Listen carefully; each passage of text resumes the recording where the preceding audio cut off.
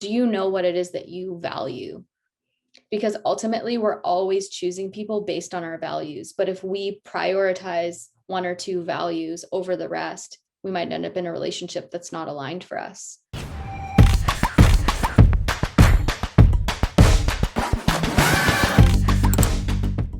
Amazing. So let's start from the very beginning. I am curious, what made you choose this mission in your life? Mm-hmm. And what do you think is your secret when it comes to relating with so many people? You're so influential in this space, and there are so many voices who want to speak about love, but something about you and the way you express yourself has made you go viral. So how did this all start, and what do you think is your secret sauce? Oh goodness, you'd have to ask God that. So, I mean, originally the story isn't too glamorous. What brought me here? You know a little bit about my history, but for those who don't, I grew up, I never met my father. My mother was struggling with addiction and severe mental illness. And so I was in and out of foster homes until the age of 12. And then I was no longer even in her care. I was ward of the government is what they call it. So the government was my guardian. So you can imagine being a 12-year-old and having this, imaginative figure as your parent. It's very lonely. And so I sort of hardened, I became I ran in sort of gang crowds. Like I was with a lot of people who were in and out of, prison. I did drugs and drank and whatever I could to just feel okay. Lots of numbing. And there wasn't any space for me to be vulnerable, even though I was a very, very sensitive little human. And so I had to be really aggressive and really loud in order to be safe in the environment that I was in. Like there was just no room to show emotion. So I spent the majority of my, teenage years in that. I moved out on my own when I was 16 years old. And then I found myself in an abusive relationship by the time I was 19. And that was a really violent experience for me. It was really scary. And also I had some of my deepest insights into my path in that relationship. I can remember a time where I had been assaulted and I looked in the mirror and I had bruises and I could hardly recognize my own face in that moment. And all of a sudden it was as if something just channeled into me. And I looked in the mirror and I just heard, "You're going to speak on stage about this one day. Your purpose is to work with women, to help empower women." And that's when I was 19. So I kind of carried that with me. And I started learning, in my early 20s about observing the mind and, learning about, my thoughts and how I could observe them rather than believe them.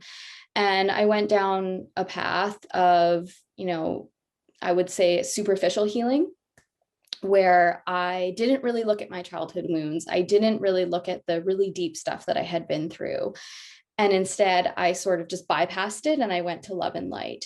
And I ended up in a marriage with somebody who we just had absolutely no chemistry. We were more like best friends, but it was, good enough. And that relationship ended in deep betrayal. So I was deeply betrayed in pretty much every way. And at the time, I lost everything. I lost my business, my cat disappeared, my ex-husband left for a friend. It was like everything that I thought I could grasp onto had gone. And that is really when I dove deep into the work, doing shadow work, doing mother work, really realizing that pain of abandonment and loss that I was feeling wasn't actually about him or about what I had lost in that relationship. It was this deep wound from this little girl who had been abandoned by her mom. And so I started to make this practice of every time I felt like desperate need to reach out to that person or, need them back, I would write a letter to my mom, or if I could, I would call her, even though she couldn't really give me what I needed. But it was an act of self-love and recognition that it wasn't about that person. And so that's when I really started going deep into transpersonal work. I did a lot of plant medicine ceremonies. I started training with a transpersonal therapist. And then I started Rising Woman, sort of as like a vehicle just to share my own writing. And I really didn't expect this many people, like 2.4 million people, to start following my writing. It just sort of grew, only over about a 2-year period. And it was very organic. And I don't really know what the special sauce is, to be honest with you. It just feels like it's what I'm here to do. It's what I've known that I'm here to do. And I do feel like a strong connection to spirit when I'm writing. And I really feel like I'm holding space for a collective when I'm putting that out into the world. And my belief is that when we are sharing something, that our energy can be transmitted even through a screen. And so even though I have a full team that runs every other aspect of my business, I'm always the one posting on Instagram because I want to transmit my energy and my love through. And so maybe that's part of it, but there's no formula. That's beautiful, Shay. And for those of you listening, you can learn more about Shay's work by following the Instagram account, Instagram account, Rising Women, or you can go to risingwomen.com. Shay, we're going to talk today about emotional healing through conscious relationships. My first question to you is, how would you define a conscious relationship? What exactly is that? There's many facets to conscious relationship. And generally, when we think about relationship, of course, we think about relationship with another, right? And so when we come back to the foundation of conscious relationship, I like to see it in a triad. It's the relationship to myself, it's my relationship to other, and it's also my relationship to spirit and the world around me, right? And so when I look at conscious relationship, it's much more holistic. We recognize that if we want to be in healthy relationship with another person, we really have to be in healthy relationship to ourselves. And that doesn't mean perfect, doesn't mean, oh, you have to be perfectly healed, you have to have it all figured out and you have to be exactly ready, because that's never going to happen either. But there is an element of self-awareness and confidence and trust in ourselves and connection to our bodies that happens in order to be in alignment in our other relationships. So if we're disconnected from ourselves, we're disconnected from our bodies, we don't know truly what feels good for us, we don't have those boundaries, then chances are we might have people in our field that are not meant to be there, right? And we might say yes just because it's in front of us. So a conscious relationship is really this process of knowing ourselves, honoring timing as well, and then seeing our partners and our friends and our family members as mirrors and as partners in our healing. So whatever happens and whatever comes up in those relationships, when we get triggered by something, or we have a fear, or we have a negative thought, instead of blaming the other person, which is the typical thing that we do, we say, what does this represent for me? How can I go deeper into this? What's the feeling underneath the feeling? So we're investigating a little bit more. I'm taking ownership. It sort of reminds me of the words of Sri Kumar Rao when he says that when you're in a relationship with someone, it is the best way. The relationship is like gym for helping yourself grow. Yeah. Right. And Gary Zukov talks about something similar. He calls it spiritual partnerships. He talks about how the ideal relationship is more a spiritual partnership where you're elevating each other's growth. Yeah.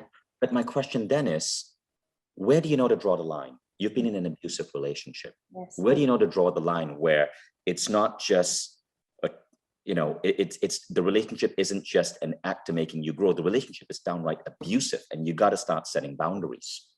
Yeah, that's a good question. And I get it all of the time. I mean, of course, with millions of women in the relationship space, there's a lot of confusion about conscious relationship. And there's this misperception that you can be the conscious one in the relationship with a partner who isn't willing.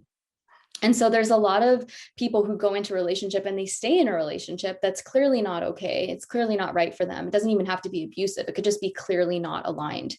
But they think that they're selling out in some way or not doing the work if they stay. And so I always like to remind people that your path is unique, right? What my life lessons are not yours. We could be complete opposites dealing with the same type of circumstance and have complete opposite lessons. Right. And so when it comes to relationships, some of us, our challenge is to know when to walk away, really draw a line in the sand.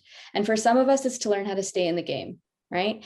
And in relationship, you can have a relationship, but you can't really have a conscious partnership with a person who's abusive. You can't have a conscious partnership, right? Because partnership implies that both people are contributing. You can't do that with somebody who is abusive or not willing to show up. So I always say every relationship is going to come with its challenges. You're never going to get into a relationship where everything is perfect and everything feels blissful all the time and you never don't like your partner. There's always going to be these ups and downs. When both people are willing and there's mutual respect, mutual love, and mutual trust, that is when you know that you can do the work. You don't have to, though, right? You still get to choose. You maybe don't want to do the work with this person, but you get to choose. So if only one of you is willing, you don't have a conscious relationship. You don't have a chance at building a partnership. And so especially women, but sometimes men too, really have to accept that and recognize that you can't force another person to be ready. You can't force another person to do the work. And there's nothing that you can do to make a person wake up faster. It's not in your power. Beautiful. And talking about that, She, I was wondering, in your experience, what have been some of the most common patterns that you have seen that stand in the way of women living conscious relationships? Of leaving conscious relationships? Yes. Yeah. I just want to clarify your question. So you want to know the patterns that are in the way of women leaving conscious relationships or being in them? Experiencing them. Yeah. Okay, choosing and experiencing them. Yeah. Got it. A big one is knowing ourselves truly. And I mean, everybody says, oh, you have to know yourself and you have to have self-love. And it sounds really gimmicky, and it's really not about that. It's more, I always go back to the body, right? I'm really into somatic work and understanding attachment, right? So attachment is the foundation of relationship, right? We hear the gimmicky side of like, oh, are you anxious or avoidant in, the Instagram world all of the time. But the deeper that I've studied the nervous system and how we actually attach, that is the foundation for how we relate later on, right? And so if we are wired to move away from connection, even though we want it, or if we're wired to chase love anxiously, then we're really not able to clearly define what it is that we want because we're externally focused in relationship. So my work is always helping people come back home to self and really find an internal locus of control and be able to say, this is who I am, this is what I want. And I can hear it when my body feels like a yes or like a no. And so it's this practice of recognizing that just because you meet a person who wants to date you doesn't mean you actually have to date them, right? We go into relationships sort of like we're having a meal. I notice we really fall into relationship instead of choosing it. And that's the main piece, is choosing relationship consciously rather than falling into it. And that's what I did with my now husband. Is we went really slow. I literally wrote him a letter. I was like, here's all the things that I'm working on. Here's my wounds and what I'm healing. It's not your responsibility, but I want you to know because this is where I'm at. Here's what I want to hear from you. Here's what I need from you. And here's what I want to give. And that's an important one, right? Because when we think about calling in a conscious relationship, a lot of people still focus on what they're going to get, but they don't think about what they have to give and who they have to be in order to create it. And so it's this lens that we have to look through of personal empowerment and total self-responsibility for how we're going to show up. And then it's all just letting go. We can't control the timing, right? Like when I'm meant to be in relationship could be different for you. And so it's also about finding ways to cultivate deep relationships with friends and really living your life now instead of waiting until, the one comes along. So if we're in a relationship, how can we help ourselves or our partner with emotional healing? How can we help our partner? Yeah. Or ourselves. When we chose the topic of this conversation, we were going to talk about emotional healing through conscious relationships. Yeah. We define conscious relationships. I'd now love to understand what you mean by emotional healing through conscious relationships and how those two fit together. Absolutely. relationship, like you said, it's a vehicle for growth and it's a vehicle for healing. But we have to make that conscious choice to show up as partners for our healing. Right. And so we have to look at our partner's wounds with tenderness and care as well. And a lot of healing emotionally happens spontaneously through evidence that it's safe to let love in. And so in my partnership, I always say, to my husband, I want you to have everything that you want. And I know what your childhood was like. I know what you didn't get and how you weren't nurtured. And I want to make sure that I'm not continuing that story. And because that's what we do. We really do. We create our history and we bring it into our present day relationship. So when we step back and say, I want to know you, I want to know where you come from, I want to know what you didn't get, I want to know what happens for you when you're triggered in conflict. What are you experiencing? What are you afraid of? And how can I show up as a healing force instead? Right. And so we're doing the opposite of what the mind expects. Right. So if we know that our partner gets overwhelmed really quickly, like my husband, he used to get really overwhelmed in conflict and he would move away. His role was more avoidant. And then I would pursue, and try to get him to lean in quicker. And all it did was cause him to feel completely overwhelmed. And the more I talked to him about it, I realized he didn't feel good enough. Like he didn't feel like he was smart enough to keep up with me in conflict, right? And so when I heard that, and I realized that in his history, he was bullied by his brother and he didn't have a voice, it made me want to soften and really give him space.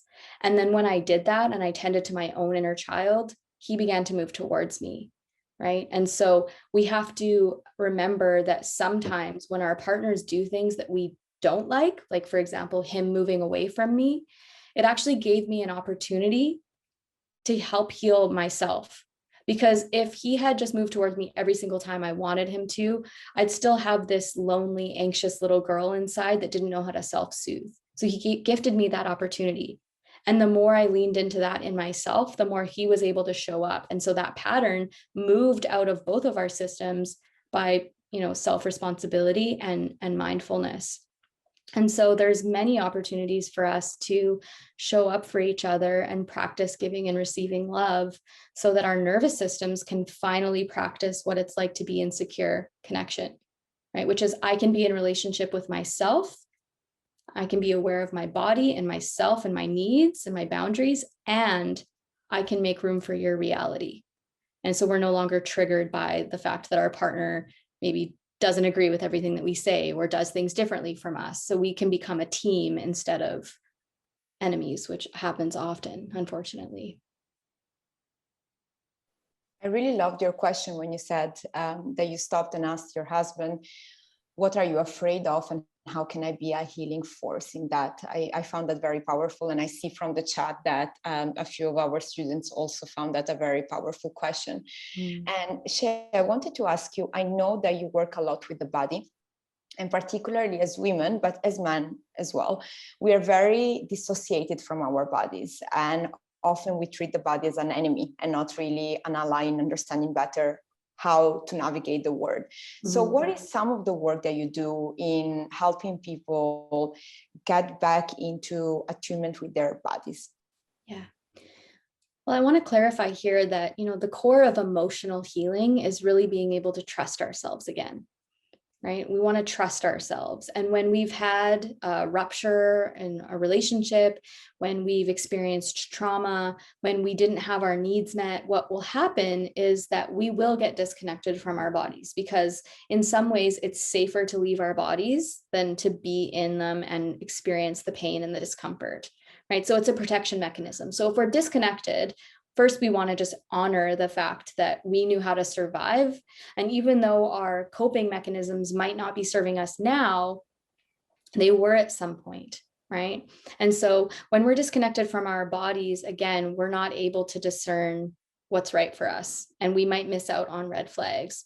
So one of the keys to coming back to the body is to remember that even though when we have a feeling, we may have ignored the red flag, or we may have followed a story, it's not actually the body's fault. So I hear a lot of people say, well, I can't trust my body because I have trauma, right? I can't trust my body. Excuse me. I can't trust my body because I had a really bad experience and everything fell apart in my relationship, or I was in an abusive relationship. So obviously my body's not right. But what happens when our body has an experience, right? We have a feeling or we have an alert, let's say. The tendency is to immediately go to the mind and to create a story. So we feel something and then we make up a story about it. And usually it's a predictive story that is based on the past. It's based on our history. So we have to discern between the story and the body sensation.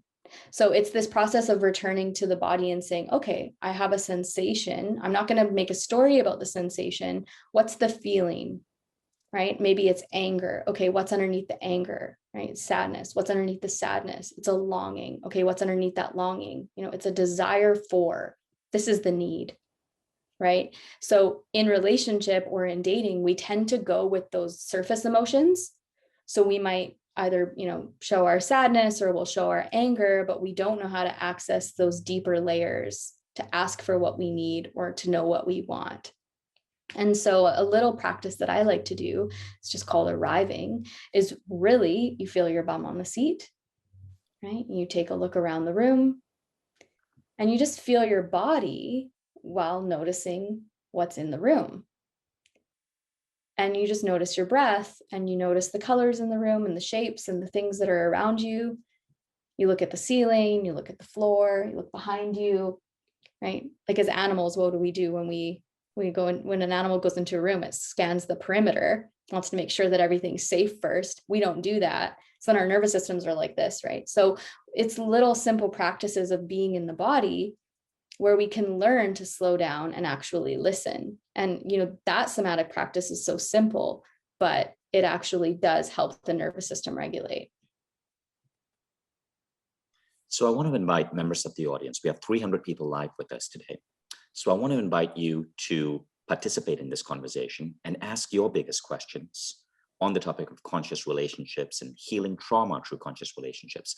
Open up the Q&A box, type in your question, or if you see a question that resonates with you, go ahead and give that person a thumbs up. We're going to be bringing up 3 to 4 of our people here with the top questions. We're going to ask you to turn on your webcam, turn on your mic, and come and participate in this conversation.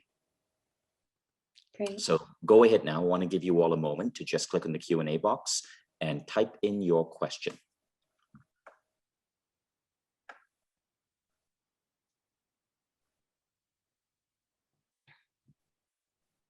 Shay, what would be your advice for people here who are, as the world is slowly opening up and people here are starting to date again, coming out of isolation?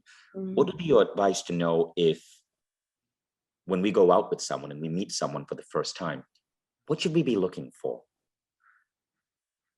I mean, it depends on what it is that you want and what you're looking for, first of all, in relationship. But I think the key is, do you feel safe in this person's presence? Like, is your body relaxed? Like, our body is really a good indicator of how things are going. Are your shoulders up? Are you tense? Like, are you holding your breath? Does your body feel relaxed? Is there reciprocal energy? Do you feel like you can have a conversation with this person? You can ask each other questions. Do they have similar core values? This is a big one that I always talk about in my programs, which is, do you know what it is that you value?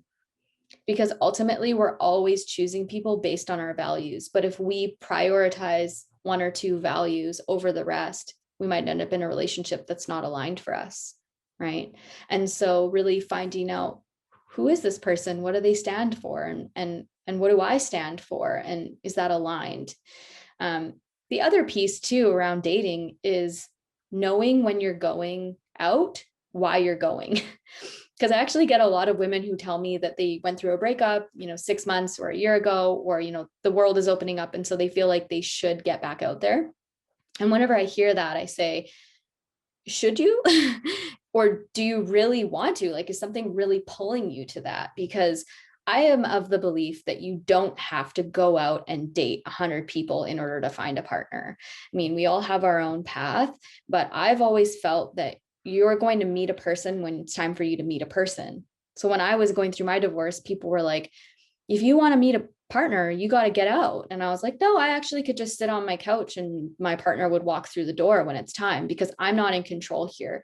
So there's also this element of letting go too, and knowing when it's time, and trusting that. So if you don't feel like you're ready, even if it's been a while, that's okay. And if you do, just know that you can go into this, with an open heart and practice just seeing a person for who they are rather than trying to pursue a relationship instantaneously, because it takes time to develop and it takes time to know. We don't want to rush that process. So we have questions coming in, and I want to bring up Megha Jane for the first question. So Megha, you have the highest voted question right now. I'm going to bring you up as a panelist, Megha, so you can ask this to Shay.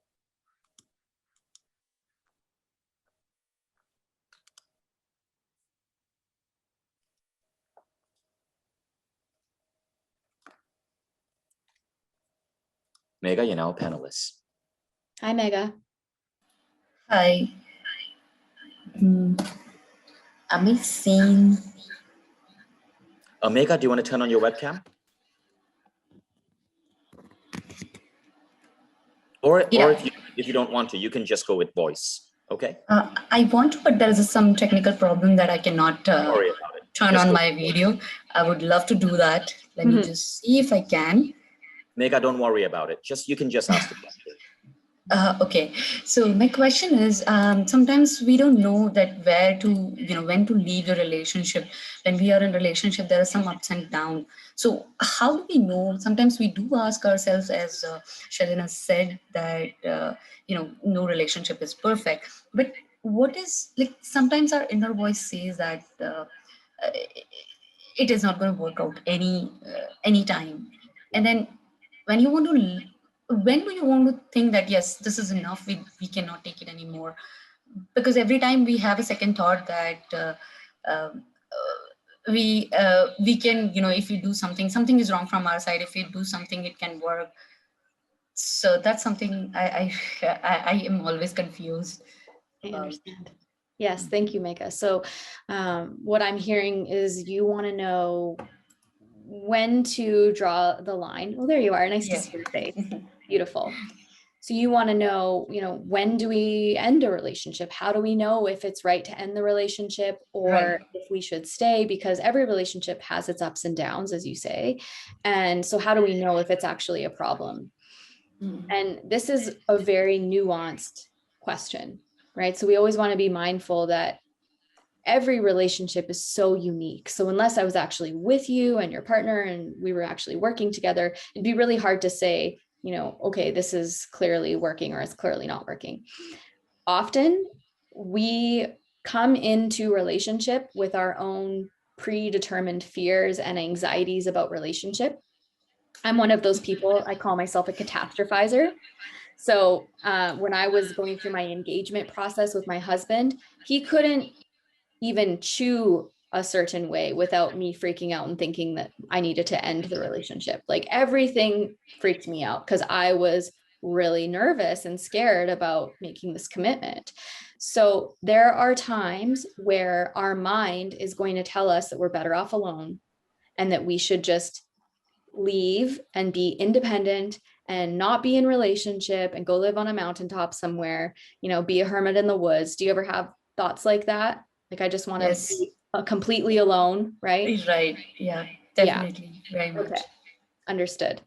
And so that in itself, that's an indication that this is more of a wound and a fear than a reality, right? So when our mind is going to that extreme, that's a sign that there's something underneath that, right? So when we're like, I want to just be alone and go live in the woods and be a hermit, and I have that too, so I'm with you in this boat. That's a sign that there's something that's being activated in our system where we're afraid, we're scared. And so that doesn't necessarily mean that this relationship is right, but it means that it's possible that this is going to come up in every single relationship you are in. And that's true. Yes. Yeah. So you've experienced that, right? It comes up every time. Yeah. And so then the question that you have to ask yourself is, what do I love about my partner? And what do I love about being in this relationship? And I always suggest making a list of evidence and not the negative stuff. Because our partners are all annoying sometimes. That's just marriage and relationship. Like, we just have to accept that they do things differently than us, right? And then learn to soften to it.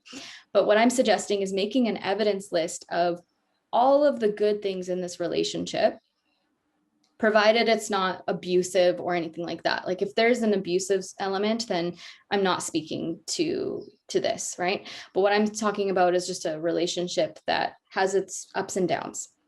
And so really ask yourself, what do I love about this person? What's good in this relationship?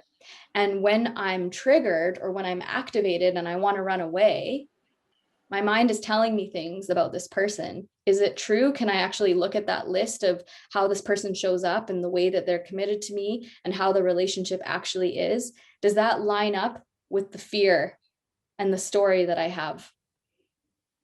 And so you can reality check yourself a little bit, because we're here to learn how to be in love, and not like in love in the romantic, oh, I'm going to, absorb myself into you and disappear. Be in love in the sense that we're here to be in relationship and learn how to be love together, right? So I get that drive to be alone, but you're not actually here to just be alone, right? You're here to be. I love that. I love the way you define that, Shay. Yeah. And thank you for the beautiful question, Megha. Thanks, Megha. Megha, I'm going to make you back an attendee, and Amy, take a look at the questions, and I'm going to ask you to choose the next our next guest panelist. Yes, we have Melanie Marxer. I'm bringing you on right now so you can ask your question live. Welcome, Melanie. Okay, just a second.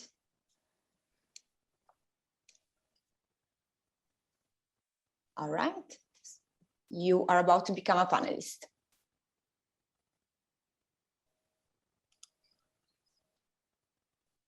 She should be with us anytime. Yeah. Hi, Melanie. Hi. Well, thank you for bringing me on. And I want to just quickly also say my deepest gratitude to Vishen for everything you're doing, Vishen. Thank you. So my question was, how do I determine if really both are showing up in the relationship? And just to explain myself is that I truly believe in self-responsibility. So in any kind of relationship I have been, I really always looked for, I'm always looking for my responsibility. Yes. In every action. So, and there's another issue that obviously we all are in a different state of consciousness. So it is really hard for me to get so first of all, to not feel judgmental. In the moment I say, well, I really feel the other person is not showing up. So yeah, I know there's a lot of things I'm saying, so I think you get what I mean, right? Mm-hmm, I follow you. Yeah. So let me just mirror that back a little bit to make sure that I've got it. So what I'm hearing is that you aren't really sure how to gauge whether or not the person is showing up enough, and you find yourself getting judgmental because is it possible that maybe you feel like you're more conscious than your partner, or you're more conscious than the people that you date? Is that what's coming up? Well, it might be, yes, it might be. Yeah. Well, and that's it's okay. more about resonance. It's more about resonance. Okay. Also. Yeah. Okay. So two different things, right? Resonance is a really important thing. Consciousness and measuring that compared to another person. Like you said, you can find yourself getting judgmental. We all get caught in that. I'm really good at that too, as like a therapy geek with my husband. So I have to watch out for that. So you're not alone at all in that. And I think many people here who could probably relate to you as well. Resonance is important. it's so important that we feel like we can at least understand our partner a little bit. We don't need to understand everything about them. We're not supposed to. And that we feel, again, safe in our bodies, you know, with that person. And that there is a mutual willingness to learn about each other and to be better. So you have to look at the relationship as a garden and understand that it takes years before the trees are blooming, right? You plant something, and how long does it take? Sometimes I think with strawberries, it takes 2 or 3 years before you ever get a real good fruit, right? Apple trees, it's about 5 years. But we expect that we're going to plant a seed and that tomorrow it's going to give us a buffet. And relationship is not like that. Relationship really is like a garden, it's an orchard. You know, there's so much depth and time and nourishment that needs to happen to create the relationship that we want. I'm going to tell you the truth. No person is ever going to meet 100% of your needs. Can you find a partner that loves you, that adores you, that wants to be with you, that's fully committed? Yes. Will they ever do everything that you want them to do, or say all of the right things, or show up exactly as you want them to? No. And that is the beauty of being in conscious relationship, is understanding if you have a mutual path together and you both want the same things, right? Because in my partnership, you know, like I said before, Ben and I, we actually had a bit of an anxious avoidant dance in the very beginning. And that doesn't exist at all now. And if we were in the same spot that we were when we started, we wouldn't be together anymore, right? But we've grown and we've transformed and we've changed, and we're still doing that. And so it's this path of acknowledging how far you've come together. So rather than thinking about, you know, whether it meets all of your needs all of the time, or, you know, if they're conscious enough, do I love this person and do they love me enough to accept that things aren't always going to be exactly as I want them to be? And do we both want to grow in the same direction? Because if you do, the things that are missing now, you know, they could develop, but it might take 5 years or 10, right? But that's going to be the same for every relationship. You could leave one relationship, go to another, and there's going to be an element missing there too. There's always work to do, right? And so it's just, who do I want to do the work with? And is it nourishing for me to be in this container, right? Because we want to make sure that it's nourishing. Yeah, does that help? I think that's the most important point for me, and to get clear on that. What is the real nourishment? Yeah, absolutely. Thank you, Melanie. Yeah, thank you all. Thanks, Melanie. Thanks, Melanie. Thank you. Melanie, I'm going to take you back to an attendee. And the next couple of questions have to do with trauma. So the first one is, because this is a quick question, I want to acknowledge the person who's asking it, but we'll go straight to the question. Marlisa asks us this: what if your trauma is being triggered by your partner's trauma? Mm-hmm. That's a great question. Okay, and then there's a related question by Isa, which is, how do you maintain your healing and or manage triggers? Yeah, okay. So I'm going to start with the trauma question. What's happening in most chaotic relationships? It's two dysregulated nervous systems from experiencing a trauma or some sort of rupture bumping into each other. That's what it is, right? Any of us who have been in a toxic relationship, a really chaotic relationship, a relationship where all of the fights are really intense and nobody's understood and everybody leaves hurt, what's happening there is two people's nervous systems are dysregulated. And that's what happens when there's trauma, is our systems don't know how to be secure. They don't know how to be calm. They're always anxious or avoidant or stirred up. And then they're just bumping into each other. So most of us have been in a relationship like that, right? And so when our trauma is being triggered by our partner's trauma and we're bumping into each other's trauma, there is an element of needing to move into a space of sovereignty in our healing and really trusting that we can do some of this work on our own without expecting our partner to do it for us or with us. And that's where it gets tough, because when both people are dealing with trauma and both systems are very dysregulated, you do both have to go and do your work in order to practice being in a relational space together and not activating each other constantly. So you have to set up agreements of how you're going to show up in the relationship. Or oftentimes in these relationships, it doesn't actually end up working out. And that's just the reality, is when there's two really triggered, traumatized nervous systems, most often there has to be some space in order for that to resolve. Yeah. And then the second piece, can you remind me? Is by Isa. And she says, how do you maintain your healing or manage triggers? Right. Yeah. So managing triggers, again, this is that process of coming back to the body, right? So we're taking just a split second to catch it if we can. Because what happens in a trigger is that we immediately leave our bodies and we go into our mind and we create a story, right? And that story is, I can't trust love. Everybody's going to hurt me. I need to defend myself. I need to leave. I need to be alone. I need to pursue this person because they need to show up a certain way, whatever the story is. And then we react from that place. So what happens when we're triggered is we're moving back into the felt sense of that pain and that trauma that we originally experienced. And then we're doing that automatic coping mechanism that we've learned to do in order to survive. So the first step is really noticing, oh my gosh, my sensations in my body are really intense right now. And just breathing for a moment and being in the body and remembering that you're safe. We have to be able to tell our bodies, it's okay. You're not actually in that event right now. You're safe. And then I like to do a little process of reality checking, right? Which is, am I really in danger right now? Do I really need to go and be completely alone? Does my partner really have the worst intentions for me? Is it possible that I'm caught in a projection here, that I'm seeing things that aren't actually happening because I'm scared?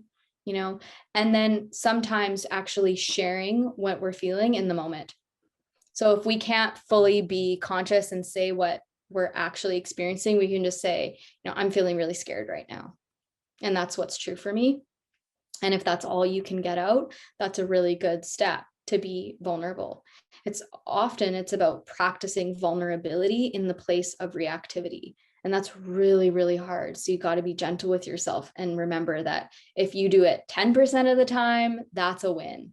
And, you practice, you build that muscle. Beautiful. Thank you, Shay. Mm-hmm. Finally, I want to bring up Hillary.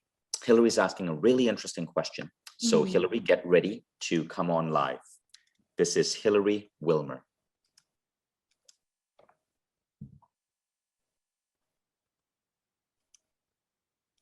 And this question is about, well, hi, Hillary, there you are. Hi, Hillary. Hello. Thank you for having me on today. My question is with where I'm at now, I'm in a new relationship and there's a lot of conversation, in regards to the impermanence of things. Yeah. And that we should be able to accept growing apart because that's natural and it happens. But I feel like that thought process is blocking me from going all in into my new relationship, because if accepting it's not the right one is supposed to be the better mindset, how can I surrender to commit into this relationship if it can just grow apart as time goes on? Mm-hmm. Beautiful. Thanks for asking that question. So what I'm hearing you ask is, how do I commit to a relationship when the conversation is already about the inevitability that we're going to grow apart? Did I get that? Yeah. Yeah. Okay. So you and this person are having these conversations about— No, this is internal to me. Okay. So this is an internal dialogue. Got it. Thank you for clarifying. That's an important one. Because I was going to say, if you're having those conversations, then it sounds like you already know. But if you're having the internal dialogue, I would just say, welcome to the club. Love is scary sometimes. And what you're having going on in your mind is super normal, because it's possible that commitment hasn't worked out for you in the past and that perhaps people have really let you down. Is that right? Yeah. Yeah. Right. So maybe it's hard to trust love when all we've known is betrayal or abandonment or disappointment. Right. So it would make sense that your mind is telling you that you should just let go now rather than letting yourself have these good feelings. right? And so that's what we talk about with the, the body and then the mind. The mind is always creating story. And that's like the job of the mind, it's to do that. It's sort of creating a movie, but the script is always based on the past, right? So you don't get a new writer with a clean slate every relationship. You get the same writer and they're taking all the stories from the past and they're just mashing them together to create the next story. Does that make sense? Yeah. Yeah. So it's like, go ahead. Yeah, you get the fears and it is kind of pieced together from the individual experiences. Yeah. And so I just wanted to validate that it makes sense that you're feeling afraid, right? And I want you to notice when your mind is telling you that you shouldn't go deeper or that you shouldn't surrender to this experience, and just say, hey, I got you. I understand that you're scared. I get it. It hasn't worked out before, and you deserve love. You deserve to experience healing in partnership, right? Because there's this little girl inside of you that is feeling afraid. And so how can you be with her without following that? Because the interesting thing is that sometimes the mind creates stories that create separation and distance from love. So even though we say we want it, we're terrified of it. And so we'll be moving towards it, but also moving away. Yeah. Like I set my life book intention in my relationship category. What do I want? Why do I want it? What action can I take? And I took my action and I met somebody great. I met a male version of me, because you'd have to be as awesome as me to have my interest. Beautiful. And yeah, but I feel like there's we are taught so much on how to fight our limiting beliefs, but like this is the one that has been such a hang up to surrender and to let it be like it could be, and it's okay. I don't know, just yeah. Something that I would suggest for you is to, if you haven't done this already, maybe you're already doing it, but doing some inner child work where you connect with the little you. Have you ever done that before? I dabbled a little bit. In a day of Judas, she does the chakra healing and it takes you through some childhood stuff. But that was a while ago. That might be a good one to revisit. Yeah, I have a free meditation actually on my website. It's an inner child meditation that I created based on a journey that I took myself through for years that was really healing. And sometimes when we're scared, there's a little bit of an abandonment fear coming up, right? There might be an abandonment wound that's, asking to be healed. In this time, in this relationship, you finally attracted a partner, like you said, that's as awesome as you are. So that tells me that the bigger part of you in this process is ready. And then there's a little part of you that's scared, and that's okay. That's like all of us. So nurturing that part of you and bringing it along for the ride and letting it be okay and actually giving it a voice. Awesome. I'm going to check out your meditation. Thank you. Yeah, beautiful. Thank you, Hillary. Thanks, Hillary. Thank you so much to everyone who participated in our conversation today and posted your questions and got to jump in and be a co-panelist here. Hillary, thank you for your beautiful question. I'm going to change your role back to an attendee. And as we come to the tail end of this conversation, Annie, I'm going to have you wrap up with because you are such a big fan of Shay, I want you to wrap up with your key lesson for today. What did you get out of this? Wow.